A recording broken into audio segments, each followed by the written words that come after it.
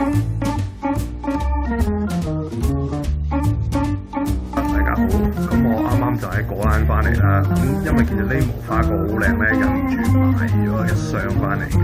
咁平時啲無花果大約要200蚊一箱啦。咁今日咧因為開始當造咁啊，有啲100零蚊至到去到有啲100蚊樓下都有。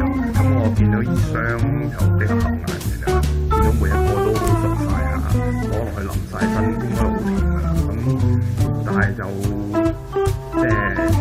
因為呢啲咧就一箱16個，咁啊我中意比較大個，咁如果有啲中意細少少咧，可以買啲一箱20個啊，一箱24個咁樣嘅。咁今次除咗 share 呢啲買翻嚟靚生果之外咧，咁都想教大家呢個保存呢個無花果嘅方法，因為一箱成10幾個咧，一次過未必食得晒嘅，咁啊教大家點樣處理。好啦，其實啲無花果咧翻嚟咧，其實就揾水洗下佢。之後咧，揾啲廚房紙啊或者其他紙去印翻乾佢。咁咧，如果你放落嗰啲雪櫃有啲叫做蔬菜保鮮格咧，就咁放落去就 O K 噶啦。咁如果冇咧，其實都好似普通啲生果咁樣，你揾啲報紙咁樣輕包佢咁樣放雪櫃就 O K 噶啦。咁盡量咧就唔建議揾啲膠袋包住佢啦，因為咧你知咧啲水氣或者佢標糖之後咧，其實好容易發泡嘅。咁其實如果咁樣放喺雪櫃咧，可以保存一段耐啲嘅時間啦。咁啊，好啦，唔講啦，我見到佢好靚咁嘅樣，咁我就想食啦。咁下次再見啦。我哋切法好簡單嘅啫，首先切咗個頂佢，呢個頂比較難啲。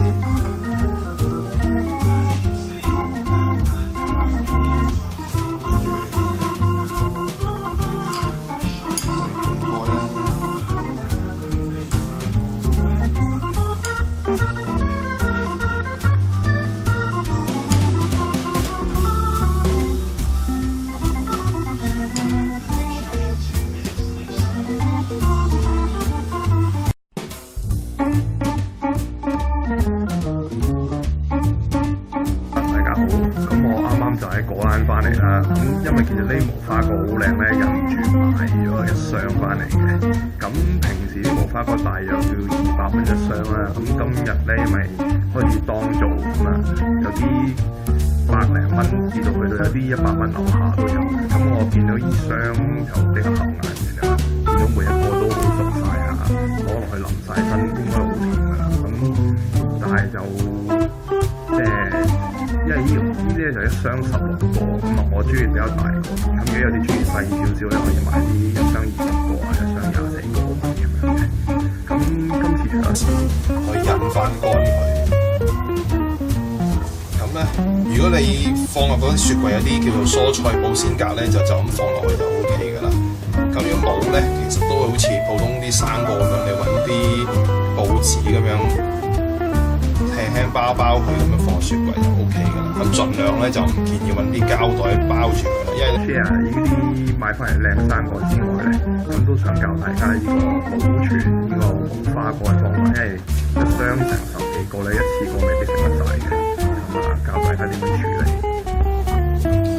好啦，其實啲無花果咧翻嚟咧，其實就揾水洗下佢。之後咧揾啲廚房紙啊或者其他，即係知咧啲水氣或者佢標糖之後咧，其實好容易發泡嘅。咁其實如果咁樣放喺雪櫃咧，可以保存一段耐啲嘅時間啦。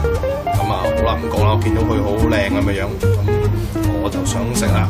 咁下次再見啦。我哋切法好簡單嘅啫，首先